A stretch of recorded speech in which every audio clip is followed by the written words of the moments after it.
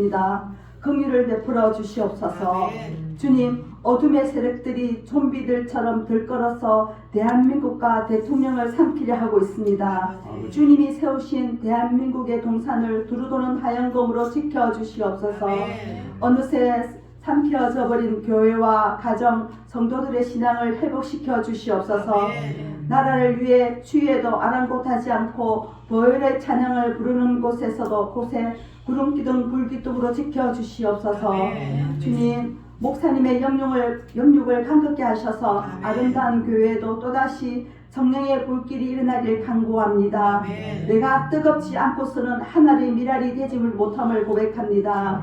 나의 남은 인생은 주님의 일꾼이 되길 간구하며 촛불보다 햇불보다 성령님의 불길이 거셈을 증거하는 증인이 되길 간구합니다.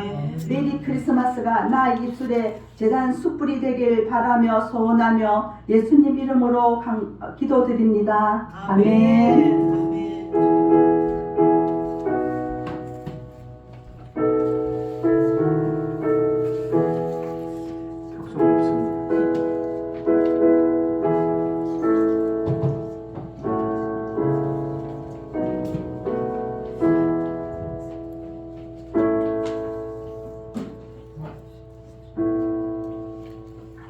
오늘 우리 나눌 말씀은 예레미야 8장,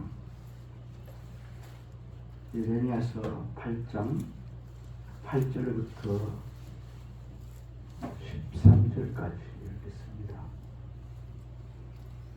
제가 가진 성경은 구약성경 1063페이지.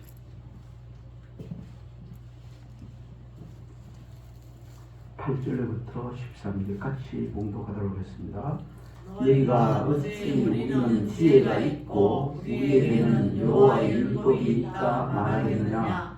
참으로 수리관의 거짓의 붓이 거짓 때문에 아니하니 지혜롭다 하는 자들은 부끄러움을 당하며 두려워 떨다가 잡히리라. 보라, 그들이 여호와의 말을 버렸으니 그들에게 무슨 지혜가 있으랴. 그러므로 내가 그들의 아내를 타인에게 주겠고 그들의 밭을 그 차지할 자들에게 주리니 그들은 가장 작은 자로부터 큰 자까지 다 욕심내며 선지자로부터 제사장까지 다 거짓을 행하니라. 그들이 딸 내 백성의 상처를 가볍게 여기면서 말하기를 평안하다 평안하다 하나 평강이 없도다.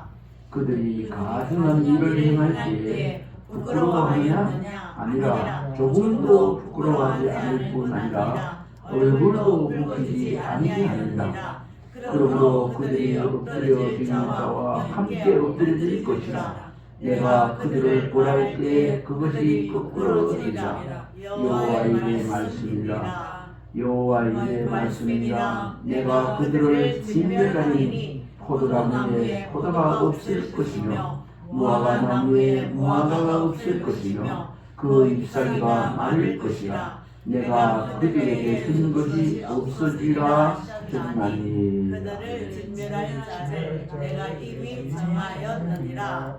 아멘. 예. 오늘 김유건 집사님이 아침에 전화가 와가지고 그 전화할 때부터 기침을 하면서 감기가 걸렸다고 문자 가져왔다고. 죄송합니다, 미안합니다. 그래 몸조리 잘하라고 했죠.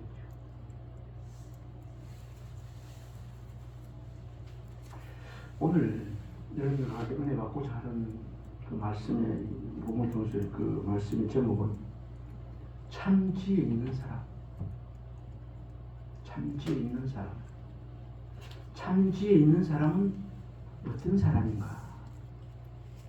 오늘 본문 조금 읽어봐서 그 뉘앙스나 의미를 알겠지만 한마디로 얘기하면 이때 이 사람들이 예레미야 선지자를 보내서 살아갈 때 이때 그 시대에 여기 제사장이나 모든 그런 사람들이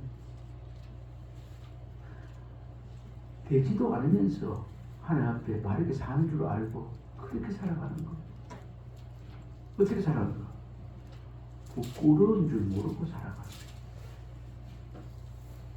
사대교를 두고 우리 주님께서 살았다는 죽은 자라는데 사실 그런 이 내용이 오늘 예레미야 선지자를 통해서 그 당시에 이 백성에게 한 말입니다. 그래서 여기서 한마디로 얘기하면 참 지혜 있는 사람, 여기서 이 내용 중심에 너는 지혜가 있다나 지혜가 없는 겁니다. 참 지혜를 가지지 못했다는 그런 의미. 이 말씀이 우리에게 뭐 해당이 되겠느냐 이렇게 하겠지만 저도 이 말씀을 읽다가 또 이거 아침에 이거 큐티하면서 묵상을 읽다가 이 참 지혜에 대한 말씀이 와서 딱 메모해놨다가 다는 못 했지만 간단하게 또 아침에 이렇게 올리고 이것을 묵상하면서 여러 가지 지혜에 대해서 찾기 시작했고 또 지혜에 대해서 주석뿐 아니라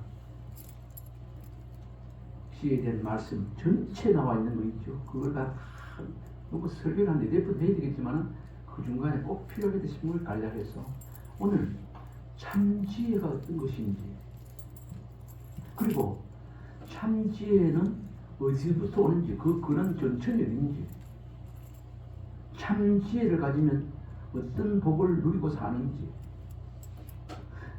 그리고 참 지혜를 가진 사람은 어떻게 살아가는지 오늘 이 본문에 나와 있으면 하나님 앞에서 늘 부끄러워하며 사는 사람 부족한 줄 알고 살아가는 사람 그게 나중에 설교 중심에 나옵니다. 이런 중심으로 한 해를 이제 마무리하면서 이제 이번 주 지나면 다음 주 약 한 2주밖에 안 남았어요. 오늘 17일이니까 2주도 채 안 됐네요. 우리가 이런 시기에 연말이 되고 또 새해를 맞이할 때 이때에 스스로 한번 우리 신앙도 점검해보고 오늘 말씀 있는 것 같이 너희에게 하나님께서 주신 참 지혜가 있느냐 그것뿐 아니라 우리가 하나님의 자녀로 살면서 참 한 해를 돌아보면서도 참 지혜롭게 부끄러움 없이 살았느냐 이런 것을 한번 점검해보고 오늘 말씀으로 이렇게 가르침을 받아서 더 지혜 있는 사람으로 참 지혜 있는 사람으로 이래 살도록 우리 하나님께 기도하면서 도와달라는 기도의 제목을 또 얻을 수 있도록 이제부터는 정신 똑바로 차리고 참 지혜로운 자로 삶을 살아갔으면 이렇게 좋겠다 싶어서 오늘 말씀을 준비했습니다. 말씀이 너무 많기 때문에 조금 빠르게 말을 하고 또 중간에 이걸 뭐라고 그칠지도 모르겠습니다. 참 지혜, 참 지혜. 지혜라는 말을 똑같이 우리 지혜라고 얘기하는데 뭐 어떤 사람은 이름도 지혜가 많아요. 무슨 지혜, 무슨 지혜, 무슨 지혜. 근데 세상에서 철학적으로 인문에서 나오는 이러한 철학적으로 나오는 지혜의 뜻하고 하나님께서 지혜, 호쿠마, 영어로서는 위즈돔 이런 거하고는 그 내용이 다르더라고요. 물론 좀 이해되는 건 있는데 이렇게 되는 게 많이 다르더라고요. 본질적으로 다르고 세상의 지식 그거하고 하나님께 주신 거 다르더라고요. 나중에 말씀을 통해서 보겠지만은 여호와 하나님을 경외하는 것이 지혜의 근본이더라고요. 근본. 그러면 여호와 하나님을 알지 못하는 사람들은 한마디로 얘기하면 그들이 들으면 뭐 기분 나쁠지 모르지만 지혜 없는 사람. 그런 사람들 더 한마디 하면 하나님 모르는 우리 주님 모르는 사람들은 참 우매한 자들이요 불쌍한 자들입니다. 지혜자가 우리 인생이 어디서 왔다가 어디로 가는지 모르는 사람들 우리가 생각해 불쌍하지 않습니까? 거기에 비하면 우리는 우리 인생이 어디서 왔다가 어디로 가는지 우리가 인생 참 끝날 때 저 천국 향할 때 우리가 소망을 주께 천국에 두고 살아가는 자체가 그런 마음이 있는 것 자체가 하나님을 경외하고 어쩌든간 우리 경사단 말도 어쩌든간 말씀 중심으로 살아가려고 그 중심에 있는 자체가 지혜의 사람이라는 것입니다. 그래서 국어사전의 지혜 내가 일부러 찾아가서 적어봤습니다. 국어사전에 이 세상 철학적인 그 국어사전에 어떻게 지혜를 뜻을 말하고 있는가. 사물의 이치나 상황을 제대로 깨닫고 그것에 현명하게 대처할 방도를 생각해내는 정신적인 능력 이렇게 줍니다. 세상에서는 이 맞겠죠. 그런데 알아내는 정신적 능력이라고 하는데 하나님께서 호쿠마 하나님께서 지혜되는 것은 그런 뭐 정신적 능력 이런 게 아니고 능력 자체를 말하고 있습니다. 제가 여기 지혜라는 말 자체만 해도 성경이 한 열몇 구절 되어 있는데 제일 처음 그 지혜의 원뜻은 구별하다, 분간하다, 숙고하다, 이해하다, 인식하다 이런 내용이 호쿠마 안에 들어있습니다. 다시 말하면 이걸 정리를 하면 호쿠마 안에 지혜, 명철, 현명함 호쿠마의 그 주 내용이 현명한 것, 현명하다, 지혜, 명철 이렇게 되어 있는 거예요. 그런데 성경을 통해서 신구약 성경을 통해서 이런 지혜의 하나님을 이 선지자를 통해서 주의 사도를 통해서 그 생활 그들의 삶 속에서 이 단어 지혜에 대해서 적용을 하면서 한 말씀이 많이 있는데 그 중에 몇 가지만 소개하겠습니다. 욥기서 느헤미야의 욥기서 9장과 느헤미야 13장에 있는 말씀을 보면 어떤 내용으로 이 지혜를 말하고 있는가? 마음을 돌린다. 마음을 하나님께로 돌리는 거. 이 지혜라고 얘기하고 또 주의를 기울이다. 그런 뜻이 되었어요. 참 주의를 기울이는 것. 하나님이 기뻐하시는 게 아닌지 주님이 기뻐하는 주의를 기울이는 것. 마음을 주께로 돌이키는 것. 이것 자체가 지혜라고 그런 말씀을 욥기서와 느헤미야에서 말씀하고 있습니다. 신명기 말씀에는 주된 말씀이 이 지혜를 이해해야 된다.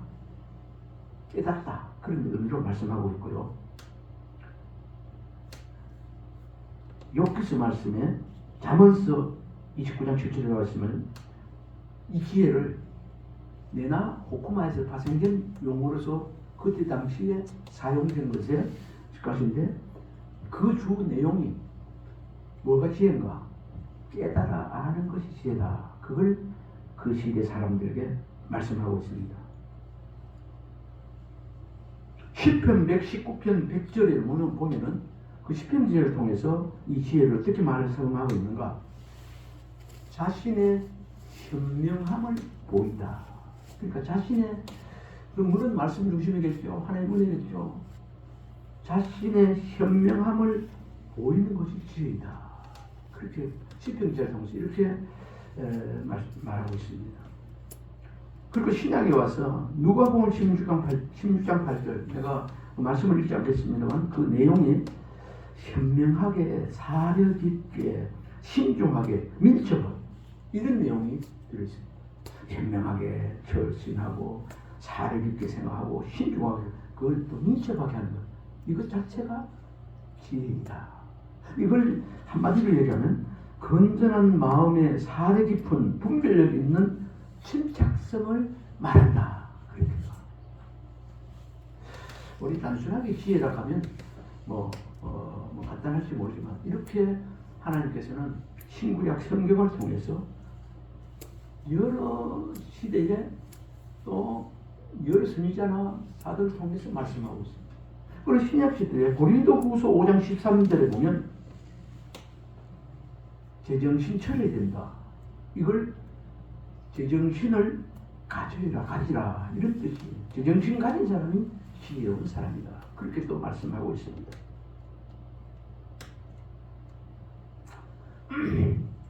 그러면 이러한 지혜의 그 원천, 지혜의 근원은 어딘가? 이미 여러분들 알고 계시지만은 지혜의 그는 원천은 지혜 자체이신 하나님이세요. 이걸 그 세 분에서 보면 성부, 성자, 성령 말씀 자체가 지혜더라고요. 우리 참고 성경 한번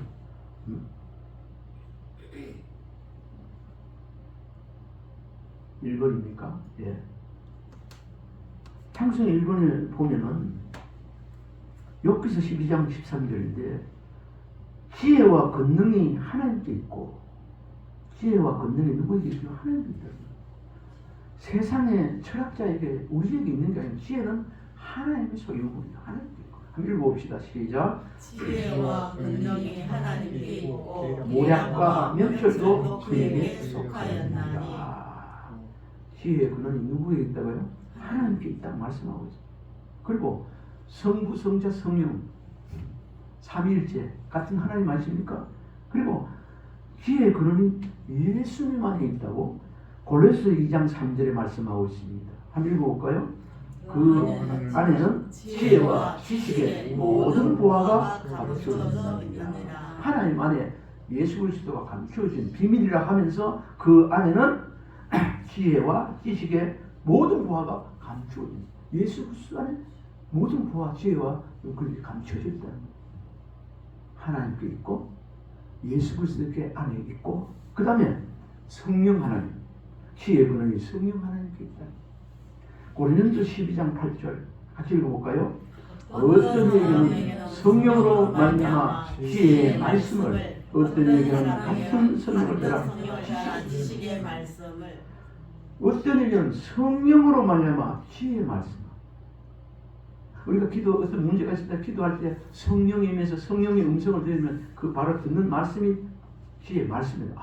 이런 하나님 이런 얘기를 좀 이렇게 가르쳐 줬어. 그게 바로 하나님 주신 지혜, 성령으로 주신 지혜. 그게 바로 해결되는 뿐 아니라 하나님의 음성이 아니라 있습니다. 그리고 성부, 성자, 성령 하나님의 이런 것이 지혜가 다 거기서부터 나오고 하나님 것이겠지만은 이것은 말씀을 통해서 하나님 말씀이고 하나님이라 말씀을 통해서 우리에게 지혜가 있지 않습니다. 특별히 진짜 중요한 것 지혜 중에 지혜 구원을 얻게 하는 지혜가 말씀을 통해서 있다. 참고성경 4번도 한번 읽어볼까요? 고린도후서 3장 15절 시작. 또 내가 어려서부터 성령을 알았나니 성령은 능히 너희로 하여금 예수 그리스도 안에 있는 믿음으로 말미암아 구원에 이르는 지혜가 있게 하느니라. 말씀을 믿음으로 성경을 깨지 않아서 구원에 이르는 꼭 우리의 구원뿐 아니라 모든 부분에 얽히고 설키고 불행에 어려움이 있을 때 다시 회복되어지고 살아가는 그런 은혜가 이 말씀 속에 있다는 것. 아멘이 계십니까?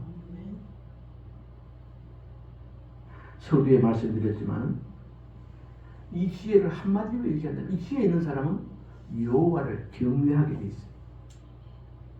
시편 111편 10절에 여호와를 경외함이 곧 지혜의 근본이니라. 시편 기자를 통해서 이렇게 말씀하고 있습니다. 이제는 저와 여러분 이런 지혜를 성부, 성자, 성령 또 말씀을 통해서 우리가 성령을 통해서 말씀을 통해서 주님의 은혜로 하나님의 말씀으로 우리가 이런 지혜를 받고 살고 또 지혜 속에 살아가고 있는 자인 줄 믿으시기 바랍니다. 그런데 그런 말을 받고 듣고 알고 있으면서도 그렇게 살아가고 있는가? 내가 혹시 지혜의 사람으로 그 중심에 서 있는가? 우리 자신을 늘 관찰하면서 돌아봐야 됩니다. 저도 이 말씀을 준비하면서 그런 생각이 들더라고요. 잘하려고 하고 열심히 한다고 했지만 부족하고 연약하고 해서 많이 넘어지고 부끄러운 점도 많고 이런데 더 하나님이 주신 지혜의 말씀으로 살아야지 이런 생각이 간절해요.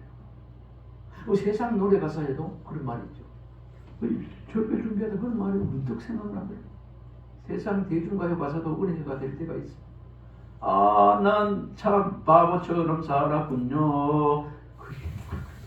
그래, 내가 목사지만 하나님께서 이렇게 나이가 들어가고 이러지만은 참 바보스럽게 사람 부은 순간들이 많았다. 이런 생각을 하면서 이렇게 준비를 했습니다. 여러분들 지금까지도 물론 바보처럼 안 살았겠지만 순간순간 그런 아무 흔적들이 있을 겁니다.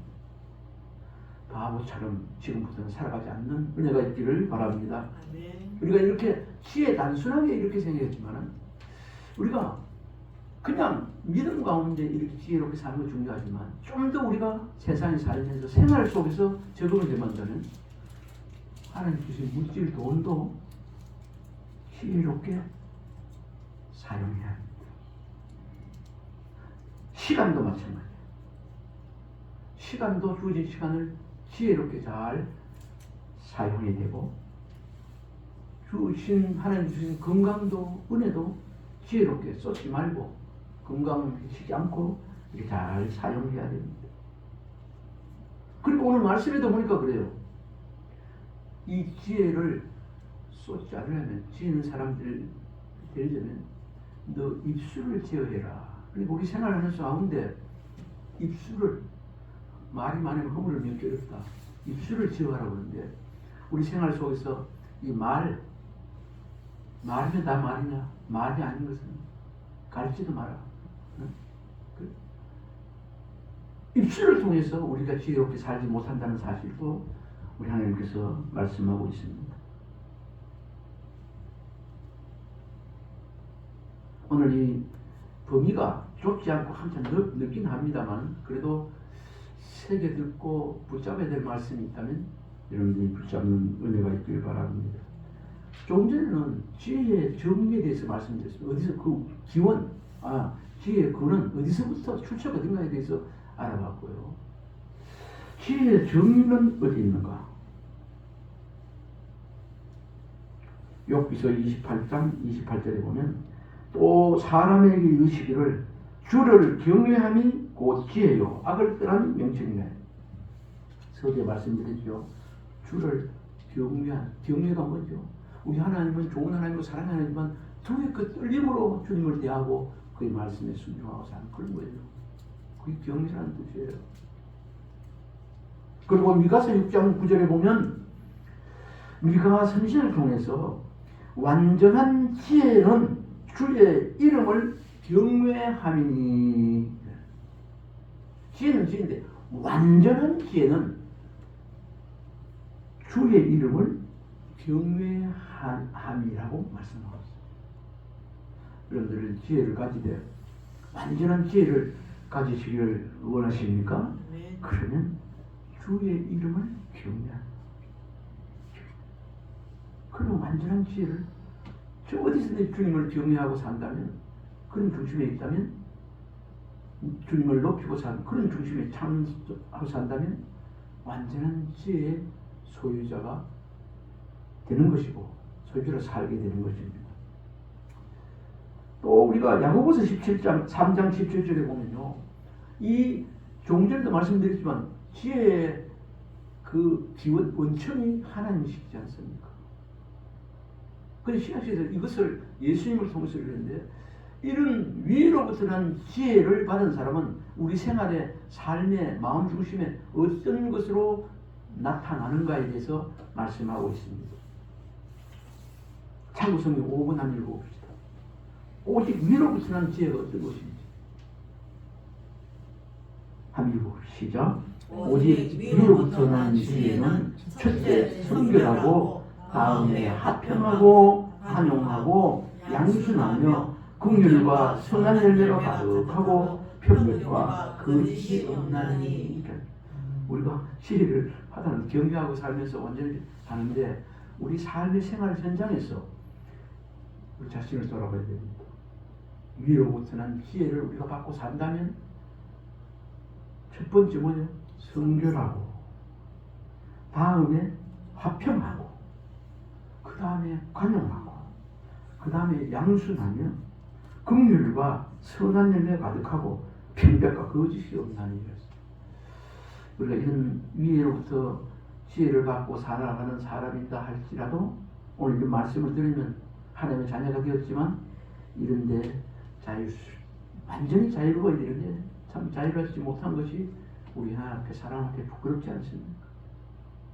그래 이 말씀을 전하고 들을 때 다시 한번 하나님 위로부터 난 지혜를 받은 사람으로서 성결하게 거룩하게 화평하고 권양하고 양순하며 긍휼과 선한 열매가 가득하고 편벽과 거짓 없이 살아야지 하는 그런 다짐이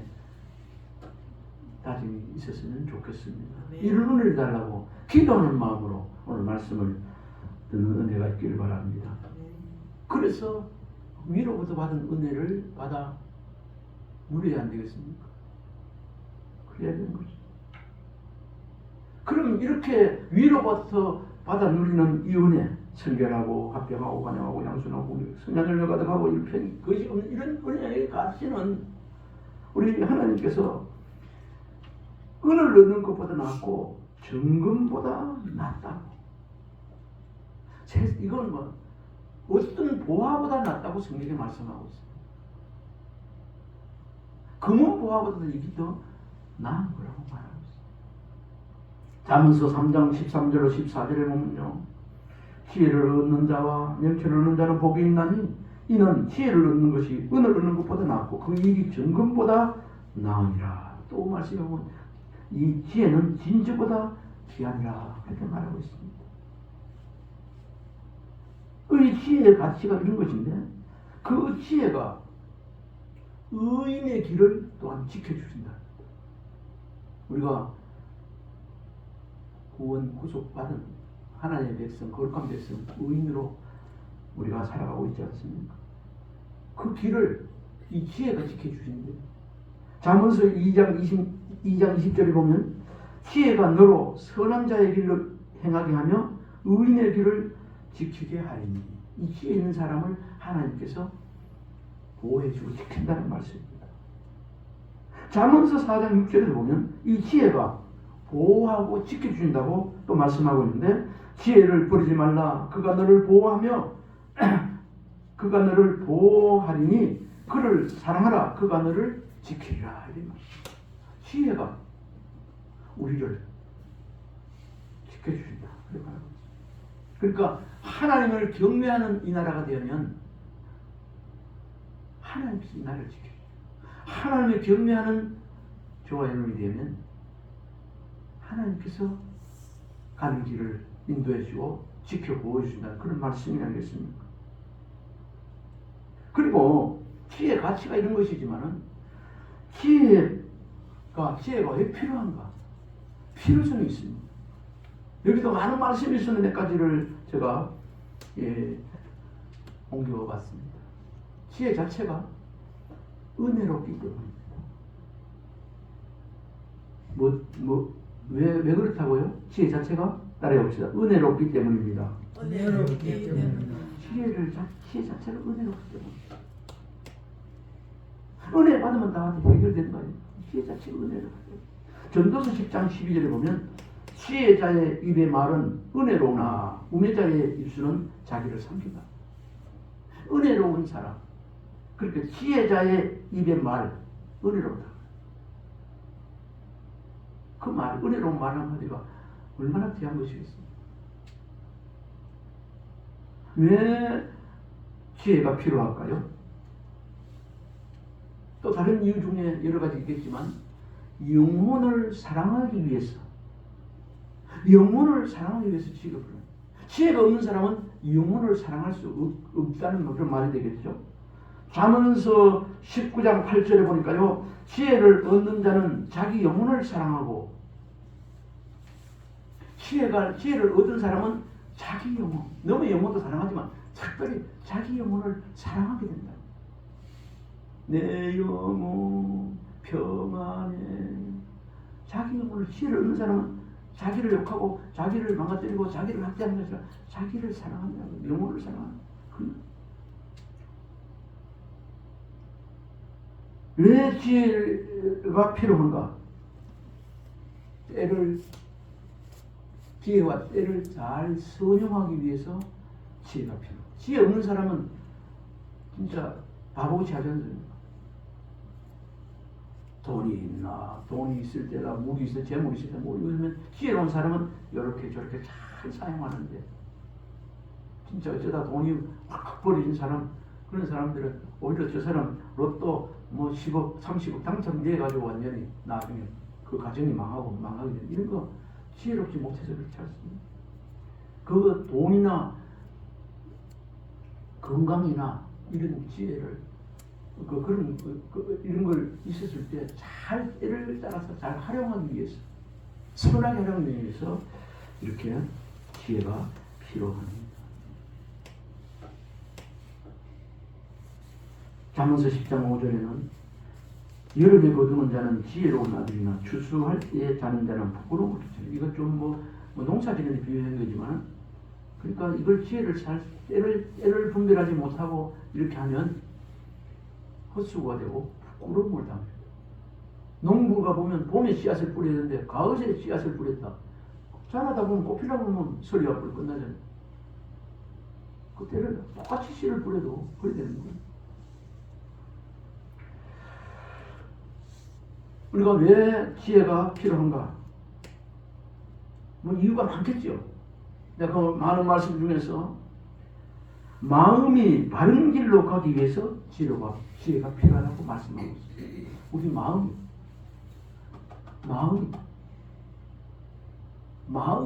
바른 길로 가요. 우리 행동이 바른 길로도 발도 가게 되겠지만 우선 마음.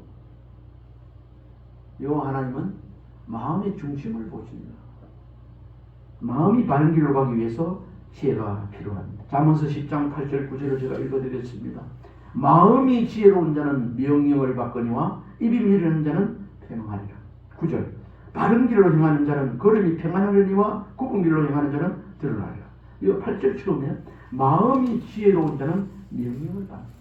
마음이 지혜로운 사람은 어떻게 된다고요? 하나님의 말씀을 받는. 그래서 가는 길이 평안해지고 그래 된다는 것이죠. 그런데 이 필요한 지혜 말씀을 뭐를 통해서 우리가 꼭 필요한데 무엇을 통해서 받게 되는가? 시편 19편 7절에 보니까 여호와의 율법은, 여호와의 말씀은 완전하여 영혼을 소생케 하고 여호와의 증거는 확실하여 우드는 자로 지혜롭게 한다. 그렇게 말하고 있습니다. 이 지혜는 원천은 성부서서 성령이지만 우리가 말씀을 통해서 이 지혜를 얻게 된다는 사실, 소망을 갖게 된다는 사실, 소생케 된다는 사실, 우리가 우둔하고 미르는 자로부터 지혜로운 자로 변화되게 된다는 사실, 그것을 오늘 시편 19편 7절에 말씀하고 있습니다. 그런데 우리가 지혜로워야 되는데, 지혜를 받았는데 이렇게 하면서도 지혜롭게 살지 못하는 그런 이유가 있습니다.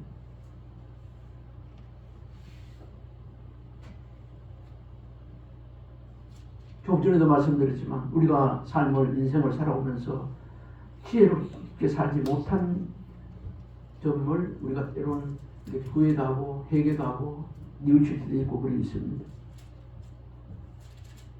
왜 그런가? 한번 따라해 봅시다. 미혹되어서 그렇습니다. 잠언서 20장 1절에 보면 오늘 술에 비유했는데 포도주는 거만하게 하는 것이요 독주는 떠들게 하는 것이라. 무릇 이에 미혹되는 자에게는 지혜가 없느니라. 세상 마귀 사탄에게 미혹되고 유혹되어지면 어찌 될까요? 지혜로운 것을 다 까먹게 되는 거예요. 그리고 왜 지혜롭게 못하는가? 입술을 제어하지 못해서. 그러니까 꼭 필요한 말, 경우에 합당한 말, 이걸 잘 해야 됩니다. 그 지혜로운 사람이 그렇게 할 수가 있어요.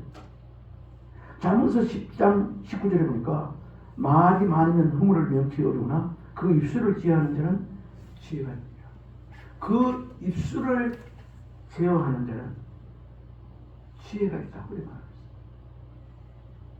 지혜 있는 자가 되기를 원하는 미혹도 받지 않아야 되겠지만 지혜로운 자가 되려면 그 입술을 대여하는 자 되어야 되겠습니다. 이사야 5장 21절에도 보면 참고 성경 6절입니다. 6번입니다. 한번 읽어볼까요? 시작. 스스로 지혜롭게 여겨서 스스로 명철하다 하는 자들은 화에 쓸지. 한번 읽어봅시다. 스스로 지혜롭다 하며 스스로 명철을 하는 그들은 화에 쓸지. 이게 이제 하나님께서 보실 때 대도 아니면서 된 줄 알고 까불어 사는 거예요. 그러니까 스스로 내 지혜로워요 이렇게 말하는 것 그 자체가 잘못됐다는 거죠. 그런 사람 하나님께서 네 스스로 지혜 있다는 거 나는 지혜로운 자 이렇게 하는 것 자체는 하나님께서 화로부터 벌을 받게 하가 있다고 그렇게 말씀하고 있습니다. 그러면 우리가 생활하면서 여러 가지 방편들이 있지만 한 우리 두 가지를 정리해서 말씀을 찾아볼 때 그러면 우리가 어떻게 지혜로운 자로 우리가 생활 속에서 살 수 있는가 두 가지를 살펴봤습니다. 뭐 같아요? 첫 번째는 정직해야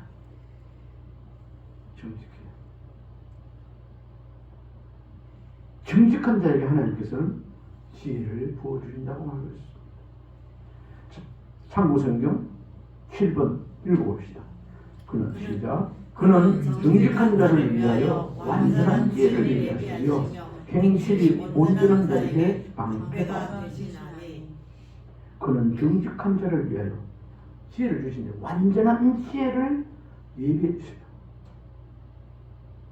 그래서 또 정직한 자의 후대까지 감상하게 되고 잘 되게 해준다고 그래 우리 주님께서 말씀하셨습니다. 완전한 지혜를 받아 누리고 살기를 원한다면 늘 우리가 하나님 사람 앞에 정직하게 진실되게 살아야 되는 그런 말씀이 아니겠습니까? 그리고 이런 지혜를 받아 누리고 살려는 사람에게 야고보서 1장 5절의 말씀을 보니까 기도하라고 하셨어요.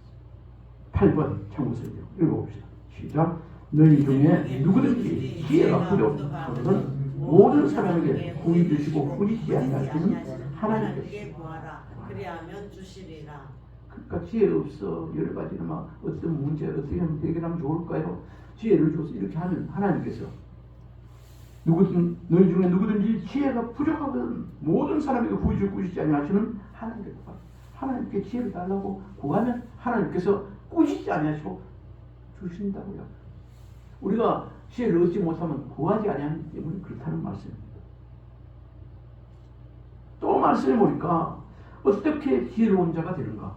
물론 기도해서 하나님 주셔서 받아 누릴 수도 있고 정직한 자에게 완전한 지혜를 예비해서 그걸 받아 누려야 되지만은 잠언서 19장 20절에 보니까 훈계를 들으므로 말씀을 통해서 훈계를 들으므로 너희는 권고를 들으며 훈계를 받으라. 그리하면 내가 필경 지혜롭게 되리라. 말씀의 권고를 받고 말씀의 책망을 받고 말씀으로 인도를 받으면 지혜로운 자가 된다. 그런 말씀입니다. 그리고 잠언서 13장 20절에 보면 지혜로운 자와 사귀고 동행하게 되면 지혜로운 자가 된다고 말하고 있습니다. 지혜로운 자와 동행하면 지혜를 얻고 미련한 자와 사귀면 죄를 받느니라. 그렇게 말하고 있습니다.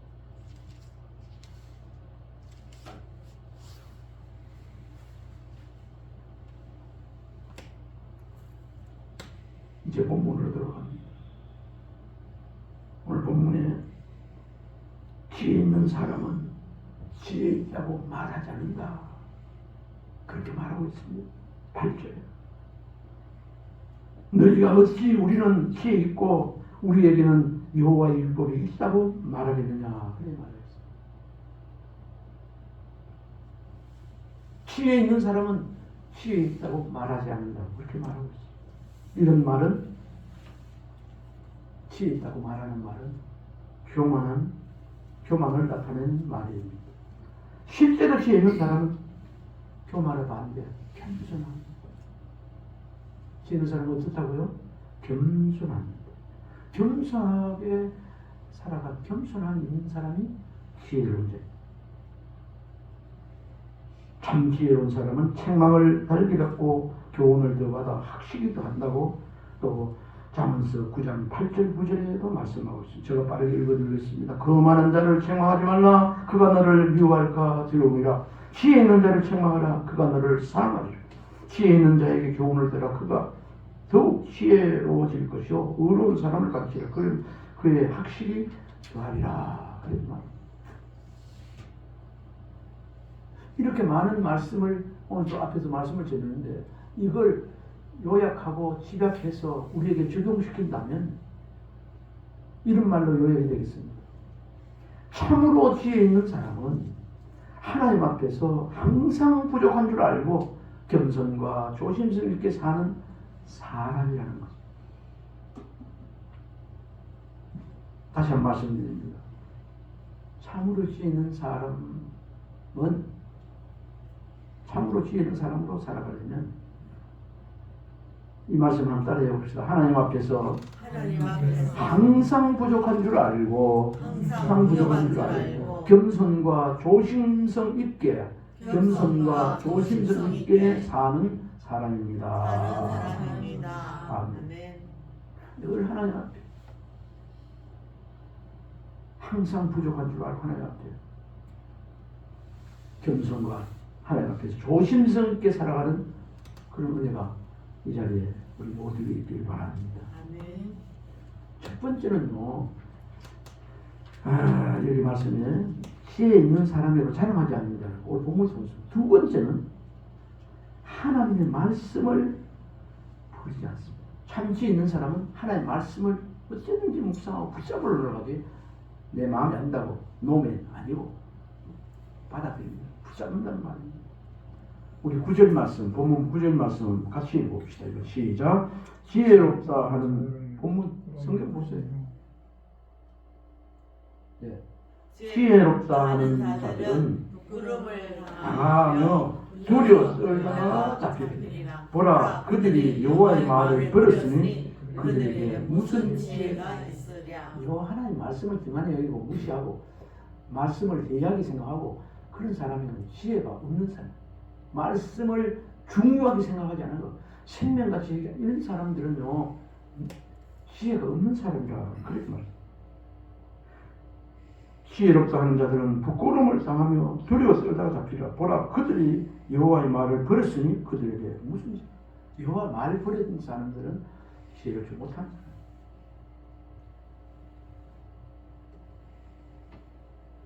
지혜 있는 사람은 하나님의 말씀을 좋아하고 가까이 하는 사람입니다. 이런 주의 말씀을 좋아하고 가까이 하는 사람 고백 중에 다윗의 고백을 들으십시오. 다윗은 하나님의 말씀이 울송이보다 달다고 그렇게 고백하고 있는 말씀이 시편 119편 103절에 나와 있습니다. 또 말씀을 신약에 보니까 데살로니가 전서 2장 13절 말씀에 참고성경 9번입니다.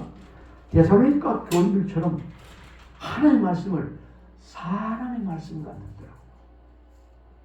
데살로니가 교인들 같이 한번 읽어볼까요? 시작. 이러므로 우리가 하나님께 끊임없이 감사함은 너희가 우리에게 들은 바 하나님의 말씀을 받을 때 사람의 말로 받지 아니하고 하나님의 말씀으로 받으니 진실로 그러다가 이 말씀이 또한 그에 있는 자가 없으니. 오늘 이 붉은 목살점에서 이렇게 하나님의 말씀이 되어질 때 그건 목사의 말로 사람의 말로 듣는 것이 아니라 하나님께서 이 자리에 세워서 나에게 하나님의 음성을 들려준다고 이렇게 받는 사람이 되어야 되는데 그런 사람이 오늘 성경에 데살로니가 교인처럼 사람의 말로 듣지 않고 하나님의 말씀으로 듣는 사람이다. 그런 사람들 가운데 하나님께서는 또 역사하신다고 그렇게 말씀하고 있어요. 그리고 지혜 있는 사람은 베레아 교인들처럼 간절한 마음으로 하나님의 말씀을 받고 상고한다고 우리 말씀입니다. 지혜로운 사람. 마지막 참고성경 10번입니다. 같이 한번 읽어볼까요?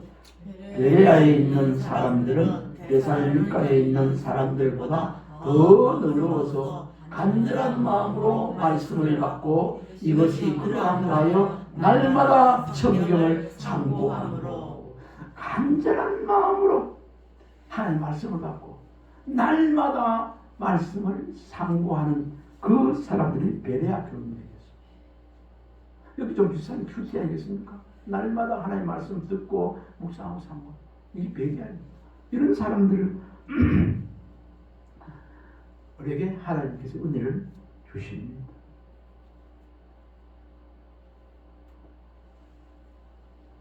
오늘 이 본문 말씀을 통해서 준 교훈, 첫 번째는 지혜 있는 사람은 지혜 있다고 자랑하고 말하지 않는다. 두 번째는 하나님의 말씀을 버리지 않습니다.